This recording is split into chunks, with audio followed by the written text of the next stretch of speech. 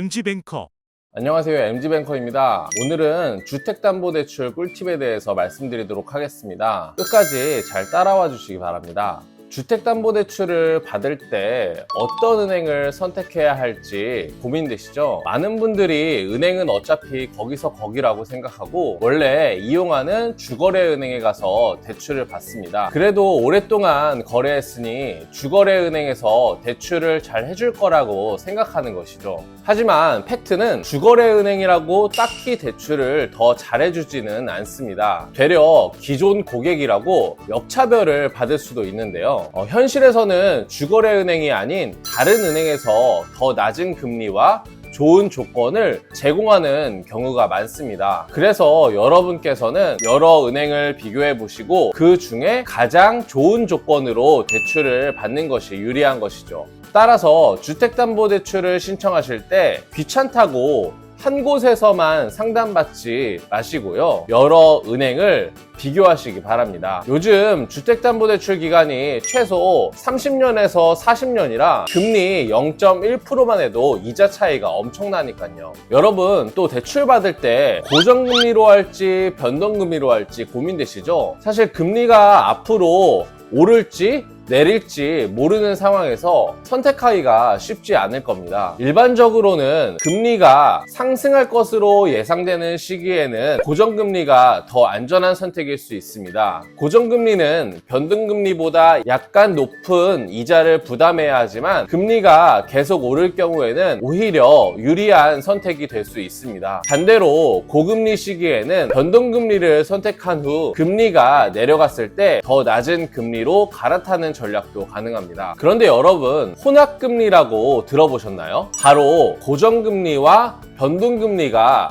혼합된 것을 말하는데요. 예를 들어 5년 고정금리, 35년 변동금리로 40년 만기대출 상품을 혼합금리 대출 상품이라고 합니다. 요즘에는 혼합금리를 가장 선호하는데요. 주택담보대출 만기가 최소 30년이기 때문에 디딤돌 대출 같은 정책자금 대출을 제외하면 전기간 고정금리 상품은 없습니다. 그러면 변동금리로 대출을 받아야 하는데 변동금리보다는 혼합금리 상품이 이자율이 더 저렴하기 때문이죠. 또한 5년간은 금리가 오르던 내리던 상관없이 대출 이자가 똑같으니 편한 것도 있고요. 그래도 이자가 부담스러워서 대출받기 겁난다는 분들이 많습니다. 특히 소득이 낮은 20대에서 30대 또는 은퇴를 앞둔 시니어 계층이라면 일반 은행 대출이 부담스럽게 느껴질 수 있습니다. 높은 이자 때문에 선뜻 대출받기가 두려운 것이죠.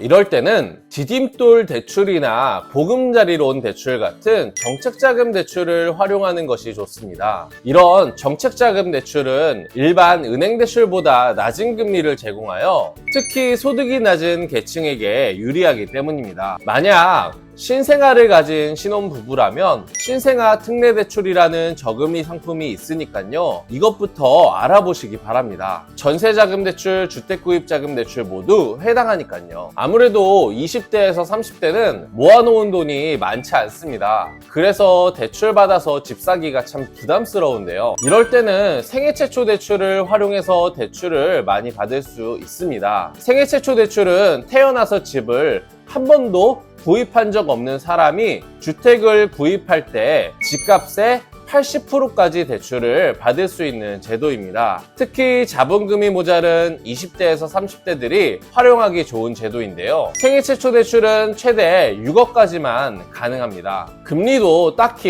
일반 상품보다 비싸지 않고 바로 전입해야 하는 조건도 없기 때문에 자본금이 적은 20대에서 30대는 잘 활용하면 내 집 마련에 도움이 되실 것 같습니다.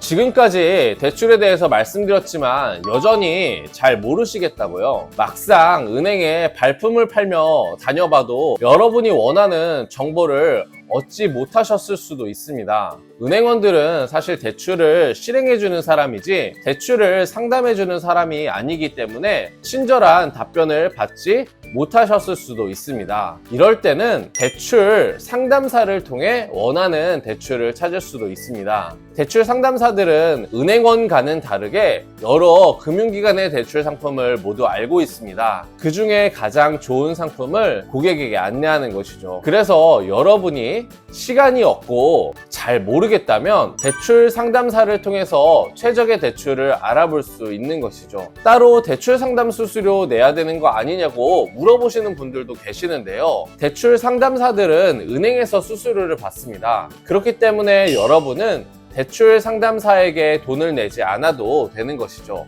혹여나 대출 상담사가 수수료를 요구하면 다른 상담사에게 상담을 받으시면 됩니다. 엄밀히 말하면 고객에게 수수료를 요구하는 행위는 불법이기 때문입니다. MG뱅커 오늘은 주택담보대출 꿀팁 5가지에 대해서 말씀드렸습니다. 유익하셨나요? 사실 정보라는 것이 알기만 해서는 의미가 없습니다. 오늘 제가 말씀드린 정보를 꼭 활용해 보시기 바랍니다. 그리고 이 영상이 도움이 되셨다면 좋아요와 구독 부탁드립니다. 다음 영상에서 뵙겠습니다. 감사합니다.